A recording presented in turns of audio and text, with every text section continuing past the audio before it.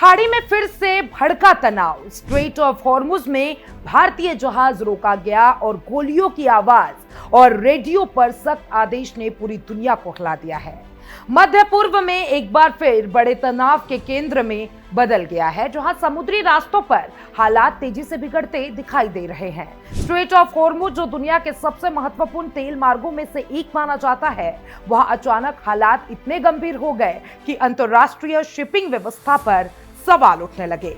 हाल ही में सामने आया कि एक ऑडियो रिकॉर्डिंग ने इस पूरे घटनाक्रम को और ज्यादा गंभीर बना दिया है, जिसमें ईरानी सेना और एक भारतीय जहाज के बीच सीधी बातचीत रिकॉर्ड हुई है। इस रिकॉर्डिंग में ईरान की रिवॉल्यूशनरी गार्ड्स कॉर्प्स यानी कि IRGC ने एक भारतीय जहाज को स्पष्ट रूप से आगे बढ़ने से रोक दिया और उसे तुरंत अपने मूल पोर्ट की ओर लौटने का आदेश दिया। यह घटना शनिवार को हुई बताई जा रही है, जब भाग्य लक्ष्मी नाम का भारतीय झंडा लगा जहाज स्ट्रेट ऑफ हॉर्मुज से गुजर रहा था। जैसे ही जहाज इस संवेदनशील समुद्री क्षेत्र में दाखिल हुआ, ईरानी नौसेना ने उसे रेडियो सिग्नल के जरिए संपर्क किया और स्पष्ट संदेश दिया कि फिलहाल इस जल मार्ग से किसी भी जहाज की आवाजाही की अनुमति नहीं है। IRGC अधिकारी ने सख्त लहजे में कहा कि जहाज को तुरंत वापस लौटना होगा, क्योंकि यह क्षेत्र फिलहाल पूरी तरीके से नियंत्रित स्थिति में है। और भारतीय जहाज के कैप्टन ने भी शांति बनाए रखते हुए स्थिति को समझने की कोशिश की और ईरानी संदेश को दोहराते हुए पुष्टि की कि उन्हें स्ट्रेट ऑफ हॉर्मुज बंद होने की जानकारी दी जा रही है। बातचीत में किसी भी तरीके की आक्रामकता नहीं थी, लेकिन माहौल तनावपूर्ण जरूर था, क्योंकि समुद्री मार्ग पर रोक अपने आप में एक गंभीर संकेत माना जाता है।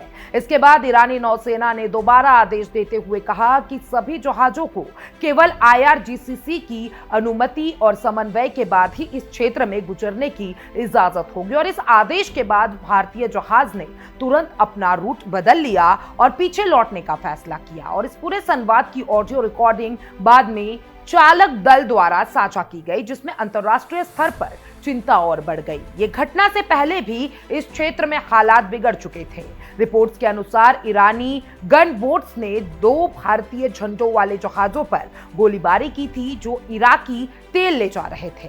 हालांकि इस गोलीबारी में किसी बड़े नुकसान या जानमाल की हानि की पुष्टि नहीं हुई, लेकिन इस घटना ने तनाव को और बढ़ा दिया है। इस घटना के बाद भारत सरकार ने तुरंत प्रतिक्रिया दी और गंभीर चिंता व्यक्त की।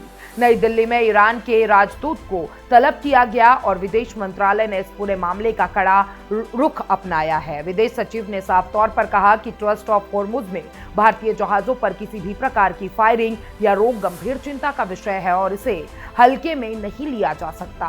भारत ने यह भी याद दिलाया कि अतीत में ईरान ने भारतीय जहाजों को सुरक्षित मार्ग देने में सहयोग किया था और उम्मीद जताई कि इस बार भी वही सहयोग जारी रहेगा। इस कूटनीतिक बातचीत का उद्देश्य स्थिति को और बिगड़ने से रोकना था, क्योंकि ये जल मार्ग भारत समेत कई देशों की ऊर्जा आपूर्ति के लिए बेहद महत्वपूर्ण है। स्ट्रेट ऑफ हॉर्मुज दुनिया के सबसे व्यस्त और रणनीतिक समुद्री रास्तों में से एक है, जहां से वैश्विक तेल व्यापार का एक बड़ा हिस्सा गुजरता है।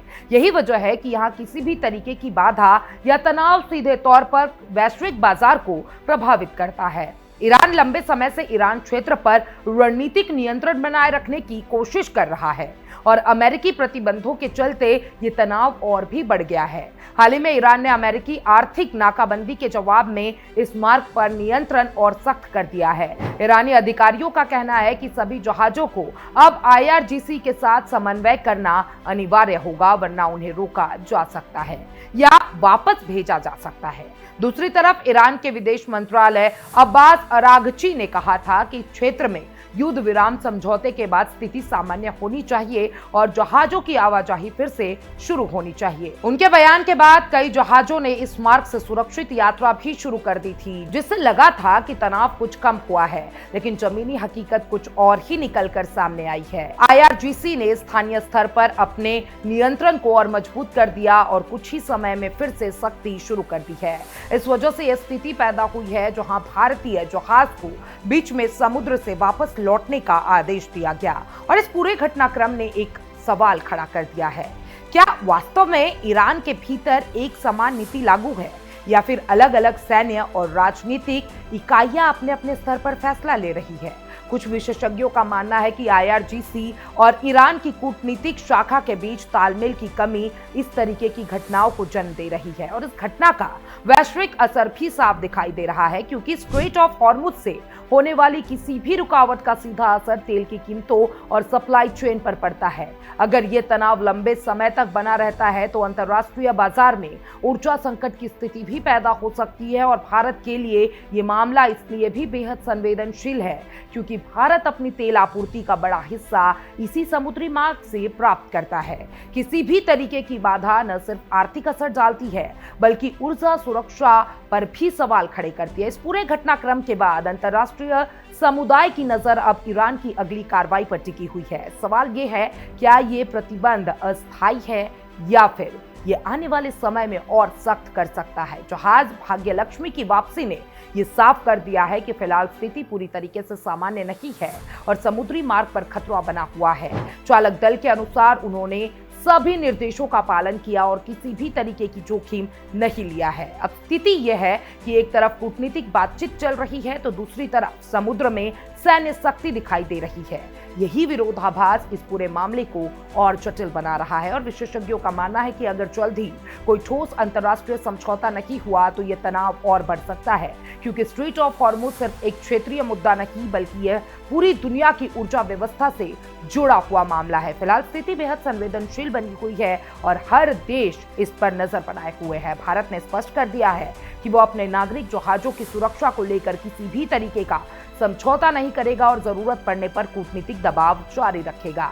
इस घटना ने एक बार फिर साबित कर दिया है कि अंतर्राष्ट्रीय राजनीति में समुद्री मार्ग कितने महत्वपूर्ण होते हैं और छोटे से छोटे आदेश भी वैश्विक प्रभाव डाल सकते हैं।